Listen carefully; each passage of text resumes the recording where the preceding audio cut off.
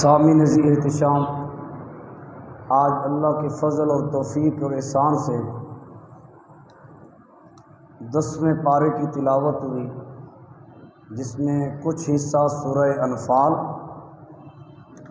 اور دوسری سورہ توبہ، سورہ برات مکمل۔ 10ویں پارے کی پہلی ہی آیت میں جو سورہ انفال کی آیت نمبر 41 بنتی ہے، مال غنیمت کا اس میں تذکرہ ہوا۔ لوگوں جان لو، جو کچھ غنیمت حاصل کرو اس کی تقسیم بندی فَأَنَّ لِلَّهِ خُمُسَهُ وَلِلرَّسُولِ، اس کا 5واں حصہ خاص اللہ کے لیے اور اس کے رسول صلی اللہ علیہ وسلم کے لیے اور قرابت والوں کے لیے اور یتیموں کے لیے اور محتاجوں اور مسافروں کے لیے۔ مال غنیمت چاہے تھوڑا حاصل ہو یا زیادہ، مال غنیمت اس مال کو کہتے ہیں جو مسلمانوں کو کفار سے جنگ میں بطور غلبہ حاصل ہو۔ مسلمانوں کی معیشت جہاد تھی، جس کو مسلمانوں نے ترک کر دیا۔ اب یہ سود کے نظام سے معیشت کو مستحکم کرنا چاہتے ہیں۔ یہ صدیاں گزر سکتی ہیں، مسلمانوں کی معیشت مضبوط نہیں ہو سکتی۔ کیوں؟ اس لیے کہ جہاد میں کیسے آپ کے وہاں تو جانیں قربان ہوتی ہیں، تو جہاد میں کیسے معیشت مضبوط ہوتی ہے؟ اس لیے کہ اسلام فاتح ہو کر آیا ہے۔ جن علاقوں پہ یہ فتح حاصل کرتا جاتا ہے، جن قلعوں کو فتح کرتا چلا جاتا ہے، جن ملکوں کو یہ فتح کرتا ہے، ان ملکوں کی مال غنیمت کے طور پر مسلمانوں کی معیشت خود بخود مضبوط اور مستحکم ہوتی جاتی ہے۔ لیکن کفار نے مسلمانوں کو کہا کہ تم نے جہاد کا نام نہیں لینا اور تمہاری معیشت ہم مضبوط کر کے دیں گے۔ وہ کیسے بھی؟ انہوں نے کہا تم ہم سے جناب کاروبار کرو، تجارت بڑھاؤ، تو پھر جناب مضبوط ہو جائے گی۔ صدیاں گزر گئے، ہمارے ملک پاکستان کو 70 سال سے زائد ہو گئے، ان سے معاہدے کر کے تجارت کر کے کیا کھویا اور کیا پایا ہر ایک کے سامنے ہے۔ اللہ رب العزت نے مسلمانوں کی معیشت کو مضبوط کرنے کا بہترین ذریعہ جہاد کو قرار دیا ہے، اگر اس کو صحیح معنوں میں کیا جائے تو۔ پھر مال غنیمت کی تقسیم بندی کے حوالے سے مسئلہ سماعت فرما لیں۔ مال غنیمت کا 5واں حصہ یہ خاص طور پر وہ مجاہدین اسلام کے لیے ہوگا، یعنی 5 حصے کرنے ہیں، 4 حصے مجاہدین اسلام میں تقسیم کرنے، جو 5واں حصہ بچ جائے گا پھر اس کے 5 حصے ہوں گے۔ ان میں سے ایک حصہ جو کہ کل مال کا 25واں بنے گا۔ اگر مال غنیمت کے یوں اعتبار کیے جائے 25 حصے، 20 حصے وہ مجاہدین کے لیے، 5 حصے جو بچیں گے ان میں سے جس کو 5 میں کے پھر 5 حصے، ان میں سے ایک حصہ وہ رسول اللہ صلی اللہ علیہ وسلم کے لیے اور ایک حصہ آپ کی اہل قرابت کے لیے، اور 3 حصے یتیموں کے لیے، مسکینوں کے لیے اور مسافروں کے لیے۔ پھر امام الانبیاء علیہ السلام کی ظاہری دنیا سے تشریف لے جانے کے بعد یہ جو 5ویں حصے کے 5 حصے کر کے ایک حصہ رسول اللہ صلی اللہ علیہ وسلم کے لیے اور ایک حصہ آپ کے قرابت داروں کے لیے، اس کے لیے متعلق حضور علیہ السلام کے بعد وہ حضور علیہ السلام اور آپ کے اہل قرابت کے حصے بھی یتیموں اور مسکینوں اور مسافروں کو ملیں گے، یعنی وہ 5 کے 5 حصے فقراء اور مساکین اور یتیموں میں تقسیم ہو جائیں گے۔ اور یہ واضح طور پر ائمہ کرام نے اس مسئلے کی نوعیت۔ پھر غزوہ بدر کا تذکرہ ہوا، یوم الفرقان یوم التقى الجمعان، اس کو یوم الفرقان بھی کہا گیا۔ حق اور باطل کے درمیان فرق کا دن تھا کہ اس دن چند ایک مٹھی بھر مسلمان بڑی سپر پاور طاقت ہزاروں لوگوں پر جو کہ ہر چیز سے لبریز تھے ان پر غالب آ گئے۔ اور جب ابتدا ہوئی اس وقت وَإِذْ زَيَّنَ لَهُمُ الشَّيْطَانُ أَعْمَالَهُمْ وَقَالَ لَا غَالِبَ لَكُمُ الْيَوْمَ۔ تو کافر مسلمانوں کو جب دیکھ رہے تھے تو مسلمانوں نے بالکل تھوڑے نظر آ رہے تھے، بالکل تھوڑے، جس سے ان کا حوصلہ بڑھ رہا تھا۔ کہتے تھے ہم جناب ان کے ساتھ ضرور لڑیں گے۔ جس وقت پوری جنگ تیار ہوگی، آمنا سامنا ہو گیا، مقابلہ شروع ہوا، پھر خالق کائنات کی قدرت کاملہ یوں غالب آئی کہ اس وقت جب صف بندی ہوگی، اب لڑائی کے بغیر چارہ نہیں، اس وقت کافروں کو مسلمان اپنے سے بھی 2 گنا زیادہ نظر آنے لگے۔ یہ راز کیا تھا؟ پہلے تھوڑے نظر آ رہے تھے، ویسے تو تھوڑے تھے لیکن اس سے بھی تھوڑے نظر آ رہے تھے۔ کیوں؟ اس لیے کہ کہیں کافر بزدل ہو کر بھاگ نہ جائیں۔ یعنی اسلام چاہتا، رب چاہتا ہے کہ مسلمانوں کو اور کافروں کی ذرا جنگ ہو اور اس میں مسلمانوں کی حق پر ڈٹ جائیں، اللہ کی غیبی مدد آئے، پھر کافر ذلیل ہو جائیں، اسلام غالب آ جائے۔ اب ابتدا میں اس لیے کافروں کو مسلمان بالکل تھوڑے نظر آئے۔ جس وقت دونوں صف بندی کر چکے، اب لڑائی ہونی ہے، اس وقت کافروں کی جو آنکھیں کھلیں، وہ انہوں نے مثلہم رأی العین، وہ اپنے سے 2 گنا زیادہ، خود وہ 1000 تھے، اپنے سے 2 گنا زیادہ کا مطلب ہے 3000 مسلمان انہیں نظر آ رہے۔ وہ 313 جو کہ حقیقت میں موجود 305 تھے، وہ 100 کے برابر تھا۔ آج قرآن نے اس کا بھی ذکر فرمایا۔ تو پھر ابتدا میں شیطان انسان کا ایسا کھلا دشمن ہے، وہ بعض دفعہ کافروں کو، منافقین کو ان کے اعمال مزین کر کے دکھاتا اور کہنے لگا لا غالب لکم اليوم من الناس، آج تیری تھوڑی پاور ہے، تھوڑے اتنے کوئی بھی غالب نہیں آ سکتا، میں دیکھ رہا ہوں۔ وَإِنِّي جَاعِلٌ لَكُمْ، شیطان کہنے لگا میں تمہارے ساتھ ہوں۔ فَلَمَّا تَرَاءَتِ الْفِئَتَانِ نَكَصَ عَلَىٰ عَقِبَيْهِ، اس وقت دلاسے دلا کر آمنے سامنے لا کر کھڑا کر دیا۔ جس وقت مسلمان کو اللہ تعالیٰ نے فتح و نصرت دی، جب ان دونوں کا آپنا سامنا ہوا، شیطان الٹے پاؤں بھاگ گیا اور کہنے لگا انی بریء منکم، میرا تمہارا کوئی تعلق نہیں، انی ارا ما لا ترون انی اخاف اللہ، میں وہ دیکھتا ہوں جو تمہیں نظر نہیں آ رہا۔ وہ کیا نظر آ رہا تھا؟ اللہ اکبر، وہ اللہ کی نصرت اور صحابہ کرام علیہ رضوان کی غیرت اور جذبہ جہاد سے سرشار حضور علیہ السلام کے صدقے جو اللہ رب العزت اس وقت مدد فرما، وہ شیطان دیکھ رہا تھا۔ تو اس نے کہا انی اخاف اللہ، میں اللہ سے ڈرتا ہوں، واللہ شدید العقاب، اللہ تعالیٰ کا عذاب بڑا سخت ہے۔ لیکن یہ بندوں کو اس وقت سمجھ آتی ہے جس وقت پانی ہاتھ سے چلا جاتا ہے انسان اپنے آپ سے۔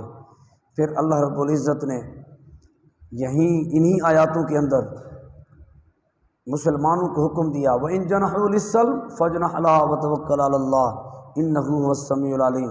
فرمایا وَأَعِدُّوا لَهُم مَّا اسْتَطَعْتُم مِّن قُوَّةٍ وَمِن رِّبَاطِ الْخَيْلِ، اے ایمان والو تم جنگی ساز و سامان تیار کرو، ایمان والوں کو حکم دیا گیا اور تم اسلحہ تیار کرو، تاکہ اس سے کیا مقصد کیا ہے؟ فرمایا ترہبون بہ عدو اللہ وعدوکم، تم اس طاقت سے اللہ کے دشمنوں کو بھی ڈراؤ اور اپنے دشمنوں کو بھی ڈراؤ۔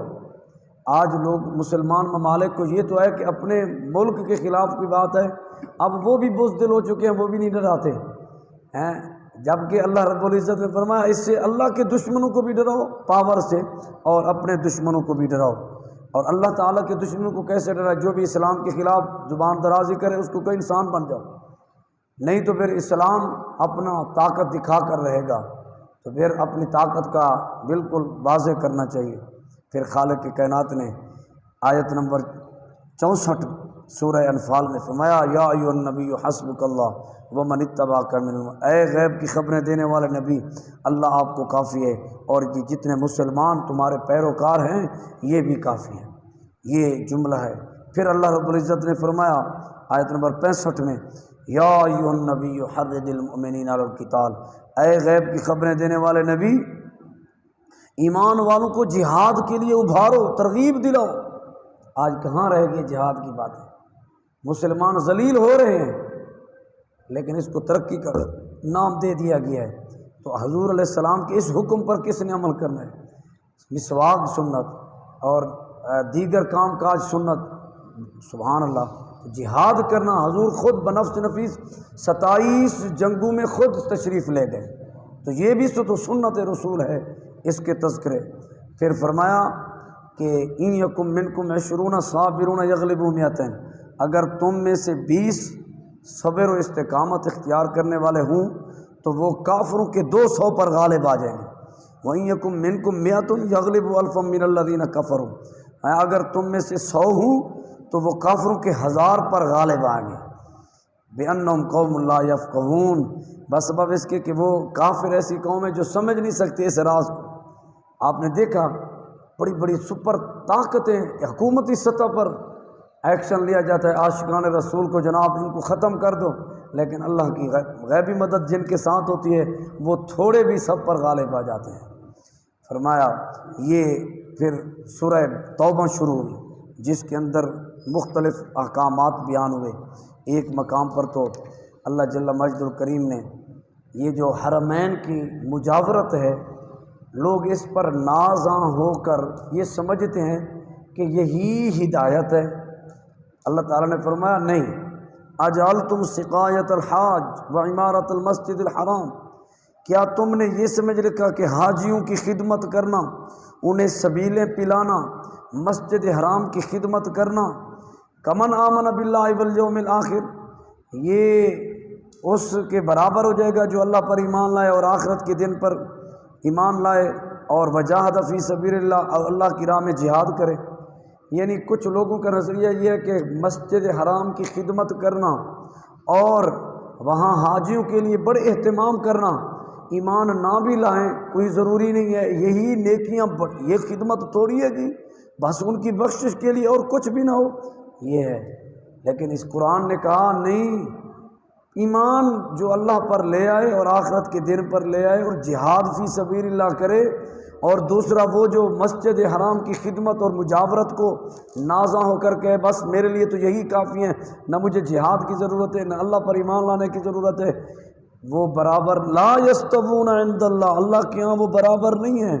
واللہ لا یہدی القوم الظالمین، اللہ رب الظالم قوم کو ہدایت نہیں دیتا۔ پھر اسی رکوع کے اندر اللہ جل مجد الکریم نے ایک ضابطہ بیان کیا، آیت نمبر جو ہے سورہ توبہ آیت نمبر 23 میں، اے ایمان والو لا تتخذوا آباءکم واخوانکم اولیاء، فرمایا ایسے آباء اور اجداد کو، ایسے بھائیوں کو دوست نہ سمجھو، ان استحب الکفر علی الایمان، جو ایمان پر کفر کو ترجیح دیں۔ ایمان پر کس کو ترجیح دیں؟ کفر کو۔ وہ کہ کافر بھی اچھے ہیں، کفر کو پسند کریں، وہ چاہے بھلے تمہارے بھائی ہی کیوں نہ ہوں، فرمایا ان کو اپنا دوست اور خیر خواہ نہ سمجھو۔ یہ کیسا ضابطہ ہے؟ قرآن پڑھا ہی نہیں جاتا، صرف ایک آیت پڑھ لینے سے پورا دین سمجھ آ جاتا ہے۔ لوگ کہتے ہیں اس سے بڑے جناب دیندار ہے ہی کوئی نہیں، وہ بھی آیت غلط پڑھتے، ایک آیت پڑھ کر جناب پورا قرآن کس طرف اللہ کا کلام فرما رہا ہے، اے ایمان والو اپنے باپ اپنے بھائیوں کو دوست نہ سمجھو، اگر وہ ایمان پر کفر کو پسند کریں، وہ کفر کو ترجیح دیں کہ وہ ترقی یافتہ لوگ ہیں، ان کو دیکھو، ان کو فالو کرو، ان جیسے بنو۔ فرمایا وَمَن يَتَوَلَّهُم مِّنكُم، جو تم میں سے کوئی بھی کافروں سے دوستی کرے گا فَأُولَٰئِكَ هُمُ الظَّالِمُونَ، پس وہی ظالم میں سے ہو جائے گا۔ پھر خالق کائنات نے آیت نمبر 24 کے اندر ایک ضابطہ اور محبت رسول کا ذکر کیا، سب چیز حضور پر قربان، اگر یہ معیار نہیں تو پھر قرآن کہتے ہیں اللہ کے عذاب کا انتظار کرو۔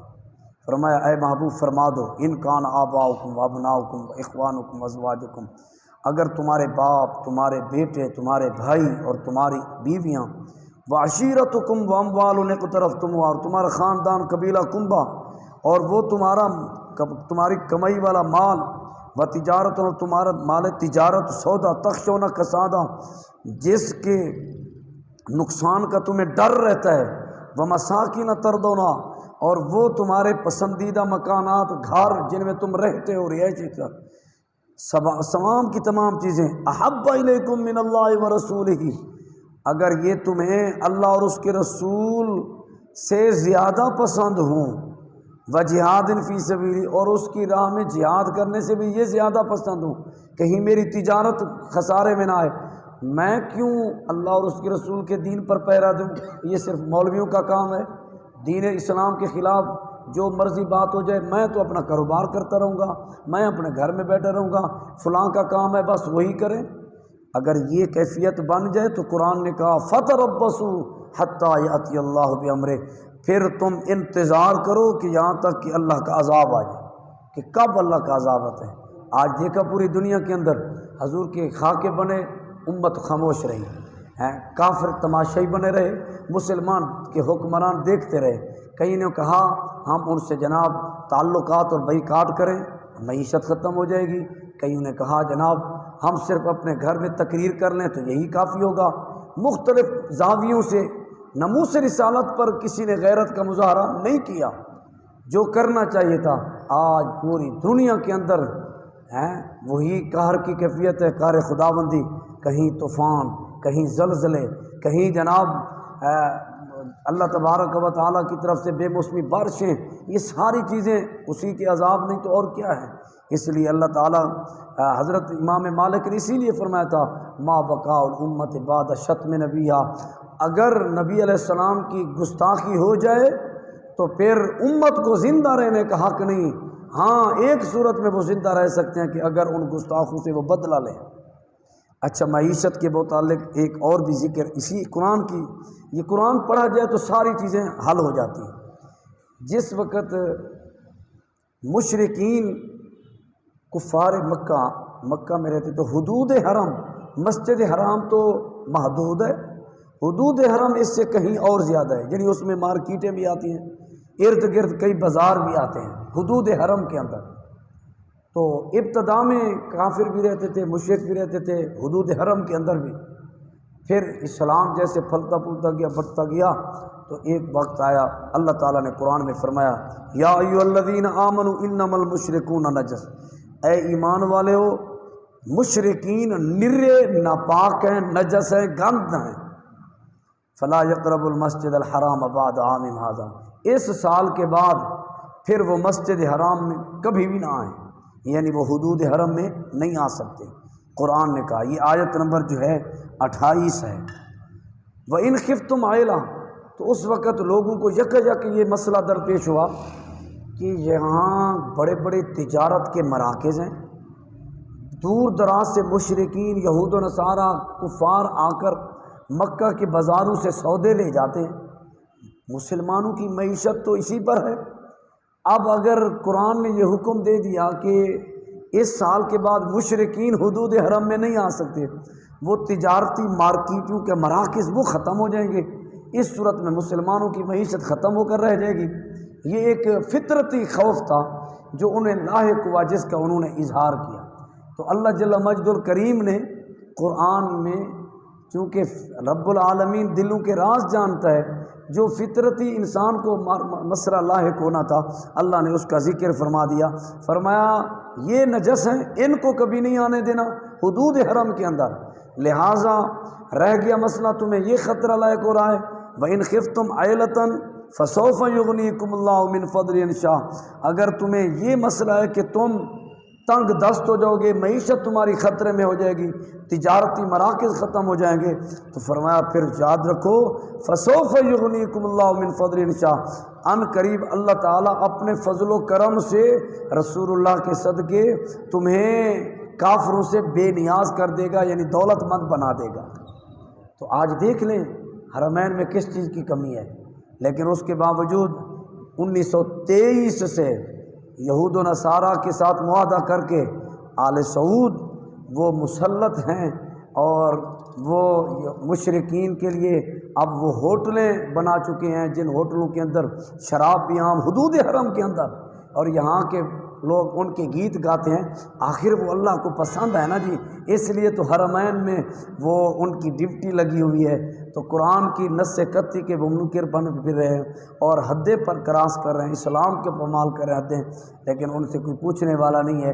قرآن میں 1400 سال پہلے آ گیا تھا، اے ایمان والو مشرکین گند ہیں، نجس ہیں، فلا یقرب المسجد الحرام بعد عام هذا، حدود حرم میں اس سال کے بعد یہ کبھی نہیں آ سکتے۔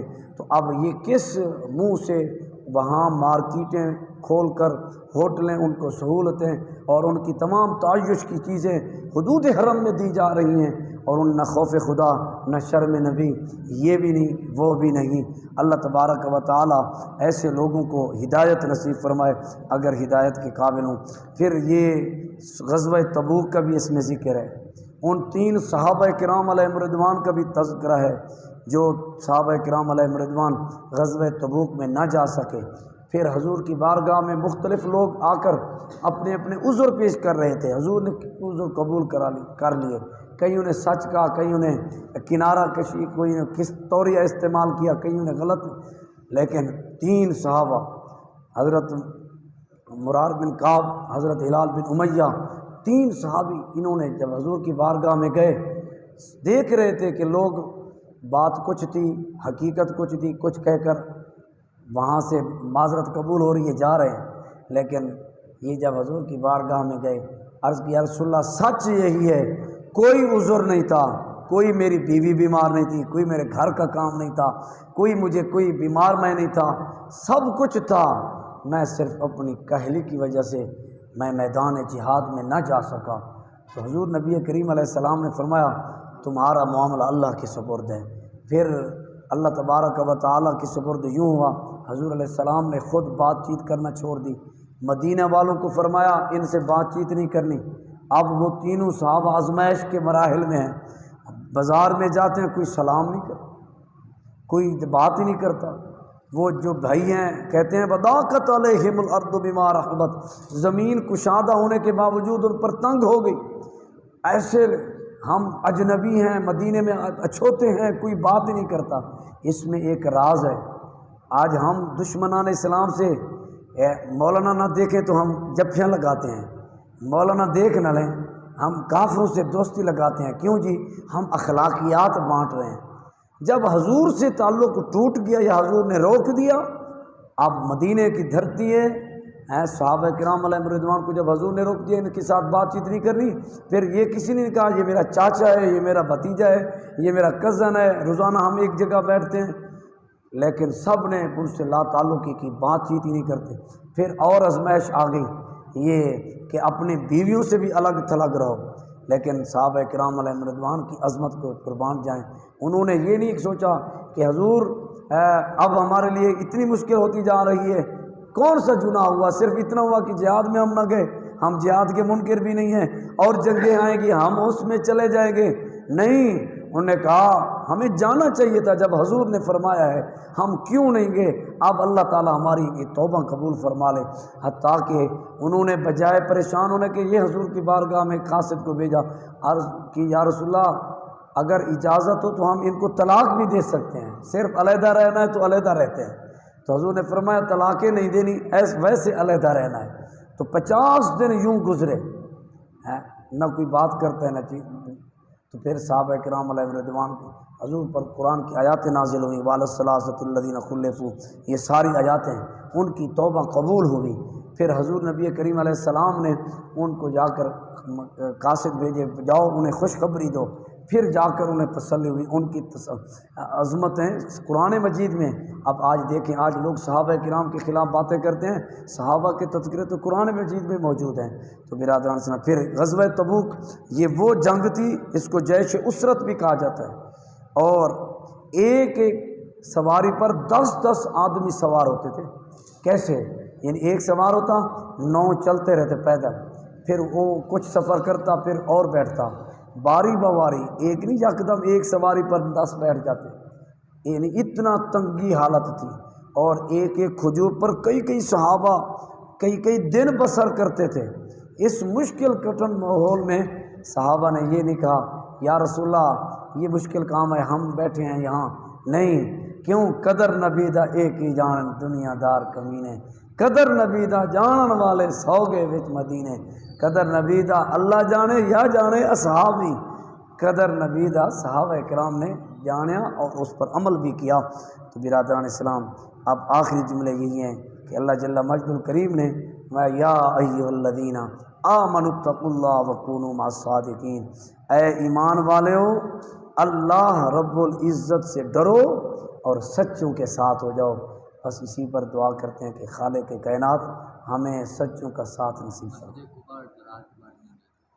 چونکہ اس سورۃ توبہ کے اندر مسجد قباء اور مسجد ضرار کا بھی ذکر آیا ہے، تو قرآن مجید کے اندر لوگ آج ہر جگہ نماز پڑھ لیتے ہیں، کہتے ہیں ہر مسجد مسجد ہے، جب کہ ضابطہ یہ ہے نہ ہر زن زنست ہو، نہ ہر مرد مرد، خدا نے 5 انگشت یکساں نہ کرد، نہ ہر ہاتھ کی 5 انگلیاں برابر ہیں، نہ ہر عورت عورت ہے، نہ ہر مرد مرد ہے، تو یہ برابر نہیں ہے۔ لوگ مسجدیں بنا لیتے ہیں لیکن اس کے اندر عقائد و نظریات ایمان والے نہیں ہوتے۔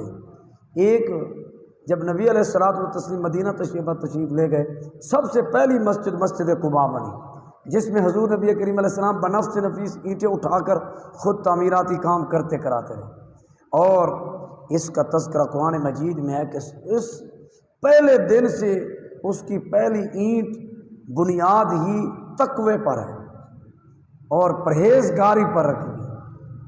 پھر یکا یک راتوں رات نا کچھ منافقین نے نا مسجد بنا لی، ان کا ارادہ تھا کہ یہاں مسلمانوں کے خلاف، اسلام کے خلاف، حضور کے خلاف بندوں کو دھوکہ دے کر ہم ورغلائیں گے، انہیں کہیں گے مسجد آؤ نماز پڑھنے، لیکن انہیں کہیں گے یہ محمد رسول اللہ کیا دین لائے ہیں، یعنی اسلام کے خلاف بات، اور حتیٰ کہ انہوں نے راتوں رات مسجد بنا لی، حضور کی خدمت میں آ گئے، کہنے لگے، میں مختصراً، بہت زیادہ لمبی گفتگو ہے، میں مختصراً جملے بول رہا ہوں، انہیں حضور کو آ کر کہنے لگے یا رسول اللہ آپ تشریف لائیں، ہم نے دین اسلام کے جذبے سے سرشار ہو کر راتوں رات مسجد بنائی ہے، ہم چاہتے ہیں آپ قدم رجم فرمائیں، آپ کے قدم لگیں گے بہاریں آ جائیں گی، پھر جناب برکتیں ہو جائیں گی، آپ اس مسجد میں تشریف لے آئیں۔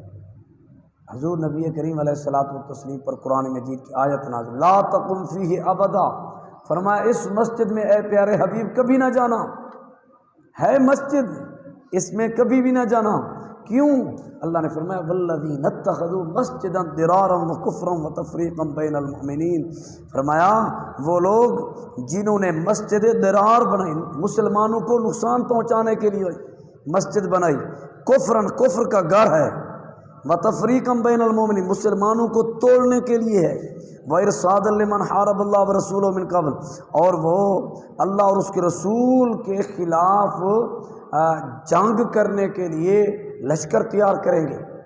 فرمایا وَلَيَحْلِفُنَّ إِنْ أَرَدْنَا إِلَّا الْحُسْنَى، اے پیارے حبیب اگر آپ ان سے پوچھیں گے وہ قسمیں کھا کر کہیں گے نہیں ہمارا تو مقصد صرف اللہ کی بات کرنا ہے، بس دین کی بات کرنا ہے، إِلَّا الْحُسْنَى وَاللَّهُ يَشْهَدُ إِنَّهُمْ لَكَاذِبُونَ، اللہ فرماتا ہے، اللہ گواہی دیتا ہے یہ جھوٹ بول رہے ہیں، ان کا مقصد دین کا کام کرنا نہیں ہے بلکہ اسلام کے خلاف ہے۔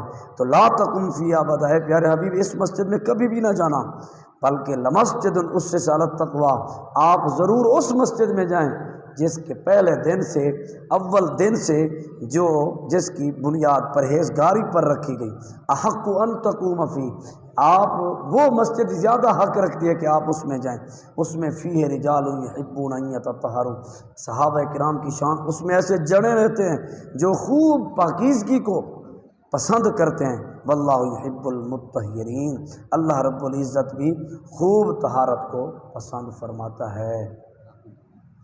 تو اللہ تبارک و تعالیٰ سے دعا ہے